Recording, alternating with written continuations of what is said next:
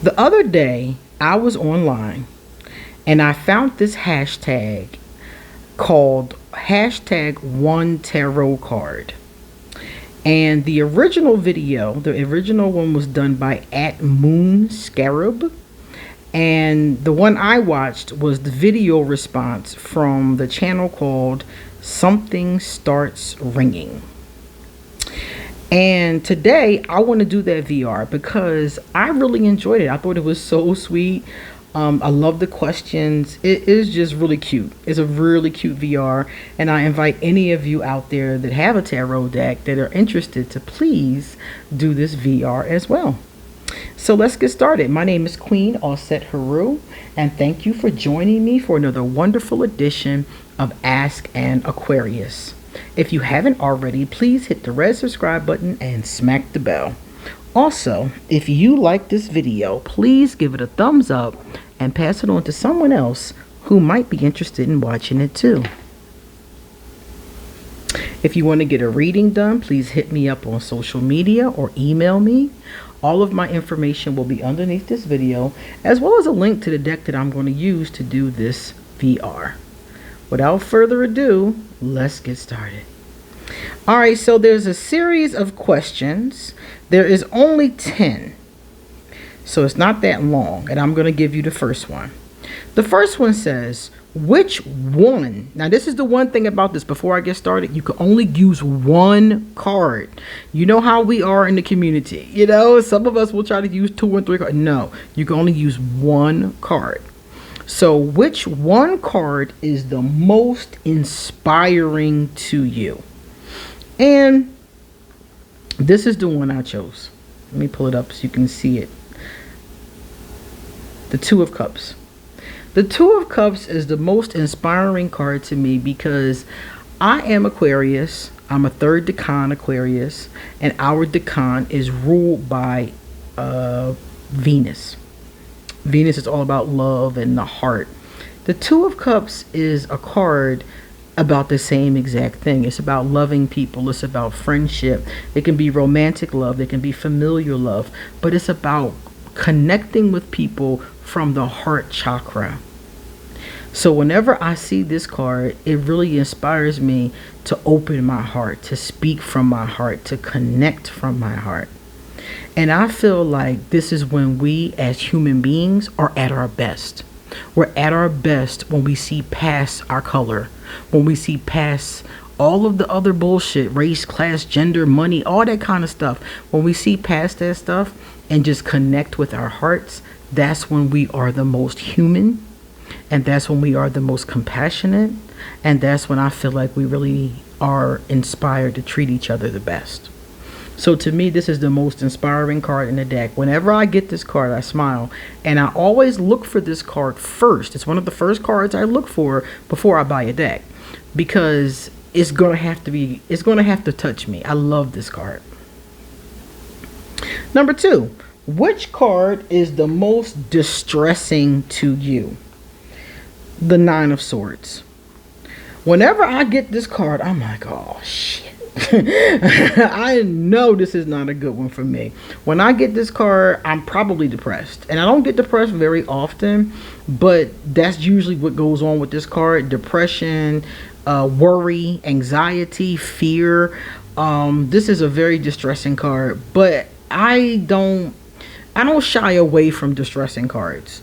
I feel like it's a warning to me, like, okay, you know, this is coming up or something is going to happen. Prepare, brace yourself, prepare yourself for the blow is what I hear in my head. So when I get the Nine of Swords, even though I hate to see it coming, I always see it before the situation occurs. So at least there's that. So this is definitely one of the most disturbing cards for me to get, the most distressing. Now, mind you, as we're going through these, you can probably use more than one card for these prompts. I could have said 3 of Swords. I could have said 5 of Pentacles. It's so many of them. But for me, that's one of the most distressing. For all of these, this is my most distressing. Which one card is the most enigmatic, difficult to interpret, or mysterious to you? The Fool. I don't have a hard time interpreting the Fool. I mean, we all know it's new beginnings, you know, moving forward.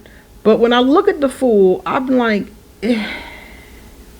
I can't figure out if the Fool is just straight up naive and getting ready to fall off the cliff, or if the Fool is just, you know, innocent, childlike. You know, it's a very big difference, because sometimes when I get this card, the person is a straight up fool. Like, they're making very foolish decisions. So I don't have a problem with being able to interpret it, but it's often difficult for me to see, like, do they need to be more intelligent? Do they need to be more grown up, more mature? Or do they need to just go with that energy? And it's different based on the other cards that are around it. But this card is one I always give a lot of thought to before I say anything, because I'm always thinking I don't ever want to squish somebody's inner child. You know, so I'm always looking like, is this naivety, is this foolishness, or is just childlike innocence that needs to be protected? You know, the older I get, the more I want to live softer, and I don't want to take anybody else's softness away from them either. So this card always makes me think, like, what is going on with my Fool? The next one. Which one card would you put in a 1,000-year time capsule for future mankind? I would put this one in a time capsule. The Daughter of Pentacles. And here's the Daughter of Coins. Because I feel like this card represents the hard work and effort that it takes to succeed on Earth. So I'm assuming that these people are, you know, still currently here. So it's like, okay, guys, y'all need to till this land. Y'all need to take care of the earth. You need to be recycling and not polluting. You need to be focusing, you know. You need to make sure that you as a person are grounded, that you get the proper education so you can get the career that you want, or, you know, the training that you want to, you know, if you're not going to school for it. Like, I feel like this card is a card about coming together and personal responsibility. A lot of people see the earth as a community, and I do too, but I think one of the biggest problems with the earth is that we do not focus enough on personal accountability and responsibility. What are you bringing to the earth? We all come to take, but what are you bringing? Are you recycling? Are you making sure that your carbon footprint isn't, you know, astronomically high? You know, are you trying to make sure that you know, cut out use of single-use plastics, or whatever you can do to help Mother Earth is the point. And also, like I said, the personal responsibility of taking care of yourself so you're not a burden on others, and you can help with the community at that point. So this card for me is a really important card for the future. They may have already figured this out, but for me, this is something that I feel like we don't do enough of now. So in 1,000 years, I would assume this might be something they needed to be reminded of. If you were elected president, of a newly created country, which one card would you use as a flag? Now remember, your flag is supposed to be what your country stands for. Your flag is supposed to be positive, if at all possible, and it should be triumphant, in my opinion. This card is the World. And this is the card I would choose for our flag, because it represents all of us. It represents the entire world, man, woman, you know, adult, child, old, young, black, white, you know, it doesn't matter, you know, from any, you know, corner of the globe, wherever your nationality is. It represents all of us. It represents the animals. You can see them right there. And it represents taking care of the earth and keeping it pristine and clean. So if I had a flag, it would be about that, because that's what I want to see. I want to see us take care of each other, all of us, and love each other and have a good time with it. The World card is about having fun and enjoying the world, you know, and keeping Mother Earth safe. So this is what I would want my newly created country to do. I would want us to dedicate ourselves to each other, to be devoted to each other, and to be devoted to the animals and devoted to the earth. You know, so for me, that would be the flag that I wanted. A flag that shows that love, that triumph, that completion, that we have come together as a community, seriously. And we've brought together all the elements too. Like everything just comes together, and it's no more of the hatred or the dissension. I would love to see that, or at least see that represented in our flag. That is something that we're moving towards. Number 6, if you were Earth's ambassador to an alien civilization, which one card would you use to represent humankind? I would represent humankind with the Ten of Cups, because to me, humankind is one big family. And I feel like we have all of the ups and downs of a family. When we're in our best form, we're cooperative, we work together, we give each other love, we form very close-knit bonds and social groups. We do a lot of things for the children. There's hope, there's happiness, there's prosperity, there's good times, there's barbecues, there's baby showers, there's all this great stuff. But then at the same time, there's all this emotion. And some of that emotion can turn aggressive. Some of the times that emotion can turn dark. Humanity isn't all the light. You see how the sun is setting here. So it's like we're not just the light, we're also the dark. So if I was going to represent us to, some other, civilization, I would let them know, humanity is all of that. I remember seeing different movies. Like, for instance, if you think about the Age of Ultron, one of the things that Ultron does is he judges humanity. And he judges us for our dark and does not focus any on our light. But the Vision in that movie, sees it the other way. Vision sees the light and thinks that the darkness is just part of being the human condition. And I think they're both right. I think that humanity is both things. And I think you can't ignore one or the other. There is extreme dark. There is extreme negativity. There is hatred. There is bigotry. But then at the same time, there's light. There's love. There's compassion. There's people coming together after a natural disaster to give each other, food and water. I remember after 9/11, the day of 9/11 in the United States, my friend was in New York. And he said that there was a man that came from God knows where. He just came outside and he had a huge thing of quarters. And this was back in the day. For those of you who don't remember, we used to have pay phones back then, and they cost a quarter.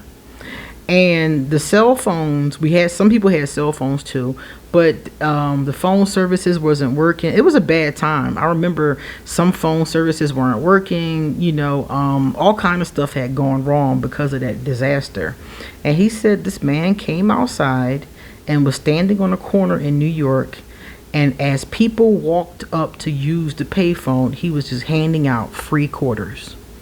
Because back then, a lot of people, like I said, a lot of people had switched over to cell phones and stuff like that. And he just was handing out quarters for no reason. Didn't ask for anything back. Didn't try to make change. Nothing. He just stood there and handed out quarters so that people could tell their families they were still alive. That is the light of humanity. Sometimes we're so good to each other that it chokes me up. And sometimes we're not. Sometimes we're just not. And I wish we were more often. So this is the card that I would use to represent us. We're a family with all of the good and bad that comes with a family. Think about your own family. Your own family has good, your own family has bad. You got cousins that are your best buddies. You got cousins you don't even see. You got cousins you don't even know.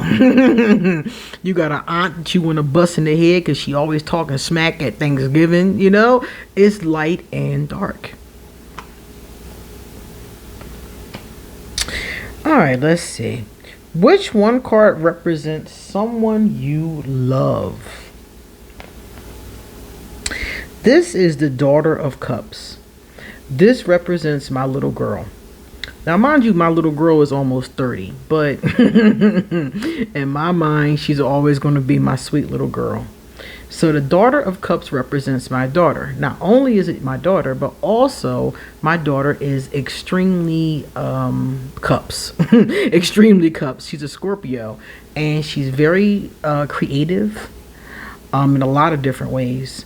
Very emotionally expressive. Sometimes it's difficult, even with me, because the cups can be that water can overpower me easily. But that's my baby, the daughter of cups. She is the closest person to me, and I would say probably my favorite person of all time. My grandmother was the only other person that I really had that kind of a tight bond with, but she passed over when I was 7, and I had my daughter at 17, and I am 46 now, and we are extremely close. So the person I love that is represented is my daughter of cups, my sweetheart. Which one card would you choose as the cover of your autobiography book? I would choose the star. The star is the Aquarius card, and I am Aquarius Sun and Aquarius rising, and I have Aquarius placements, other Aquarius placements in my chart. I'm very Aquarius. That's why my show was called Ask an Aquarius. And the star is represented by the Aquarius in astrology. So I would use this one. Also, another reason why I would use the star is because the star, just like the Aquarius, represents hope. And one thing about me and my life, I always found hope. I don't care how bad things got when I was younger, how bad it was in my relationships, how difficult it was when I was trying to work or trying to make my way through life. Even to this day, the one constant with me is hope. I never lose hope that maybe things can get better. Maybe people can be a little bit kinder. Maybe I can feel a little bit better. I always hold on to hope. So the cover of my book would definitely be the star. If you could upgrade one minor arcana card to major arcana status, which would it be? The Three of Swords. I feel like the Three of Swords should be a major arcana. The reason why I said that is because I think it should go before the Temperance card. Temperance is 14, and usually Death is 13. I would put this one at like 13.5, right between Death and Temperance, because I feel like some of the things in my life that caused me to change the most were things that hurt the most. Having an abusive relationship with a narcissistic sociopath made me go ahead and do my priestess training, because I was like, look, I gotta do better than this. My vibration is off. I'm drawing the wrong people, so it was the heartache that made me change. It was the heartache that made me raise the fuck up. It was the heartache. It was the hurt, the sorrow. And the Three of Swords represents being stabbed in your heart, having sorrow, losing hope, the hopelessness of this card. And remember, I said I'm the kind of person who always would find hope, but it's in the moments when you lose it that I think a lot of your growth occurs. And then with the 14, with the Temperance card, you then are out of your grief and you're ready to heal. You're ready to forgive. You're ready to have compassion, even for those who have harmed you. You see? So it seems like to me the Three of Swords would be great as one of the major arcana. Now, one of the major arcana, I'm thinking about the ones in my mind. I'm going through them really quick in my head, and I'm thinking, yeah, you may see this with other major arcana, but I feel like none of them are truly focused on grief and the power that you can take from grief. If you're grieving, if you're hurt, if you're down, if you're sorrowful, you can use that energy the same way you can use anger. You can transmute it into something positive and productive. How many people have lost a loved one to violence and started a committee or a support group or a bill or something else that helped other people that went through the same thing, or helped them not to go through that thing. How many people like myself have gone through a difficult time and used that to triumph, to raise up, to become a better person? You see, I think that this card is life changing if used in the right way. If you are productive with that, instead of just becoming resentful and bitter, but if you become a survivor, and then a thriver, I really feel like this card is a major. All right, next one. Last one, okay. If you could mentor one of the pages from tarot, which would it be? The daughters in this deck are the pages, as I mentioned to you before. So I would mentor the Page of Swords. The reason why is because the swords is the intellect. Aquarius, Libra, Gemini energy. And I just told you, as you all know, I'm Aquarius. So it would be easy for me to talk to the Page of Swords. It would be easy for me to intellectually connect with them, so if I had to mentor them, I'd be able to talk to them. I'd be able to reach them. We would have that. And Aquarius are really big on having an intellectual connection with somebody. So I will be able to help them in that way. Plus, if they're a Page of Swords, they probably, I don't know what their learning style is, but they probably are somebody who likes to use their intellect. They might like to read, or they might like philosophy, and I love those things. So I think that I will be able to share a lot with my mentee, and just they will be able to gain knowledge even just from my experiences. And I will be able to learn from them, because if they're a page, they're probably making very intuitive observations. Pages are very inquisitive and curious, so they probably could even teach me some things that I don't know. Because remember, there's probably a generational gap here, so they're probably better at things like AI and technology and cell phones and all the kind of stuff. I can't even use my TikTok good, okay? So they probably could teach me those kind of things, and I could probably teach them things that I've learned from being alive and having experiences. So I think that we would actually be beneficial to each other and would understand each other on that intellectual level.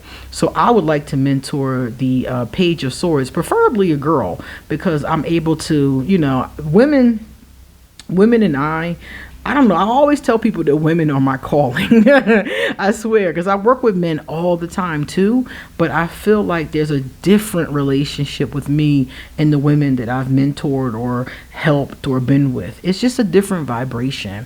Not so much saying that, working with boys or working with men would be a no-no, because I would work with a boy page too. But I would think that a girl page might be able to get more, female empowerment and stuff like that from me that a boy page might not necessarily need. So I think that would be really cool. So those are my 10 cards. So tell me, please, what are your 10 if you choose to do this VR? And I want to thank Something Starts Ringing for doing this cool VR, because I wouldn't have even seen it otherwise. And that's also how I found Moon Scarab's channel, was because of Something Starts Ringing. So thank you so much, because Moon Scarab actually has some pretty cool ideas, in case you want to check them out, about how to use dice in divination. And I thought it was fascinating. So thank you all for watching, and you come back soon, because I got a lot more to say. See you later.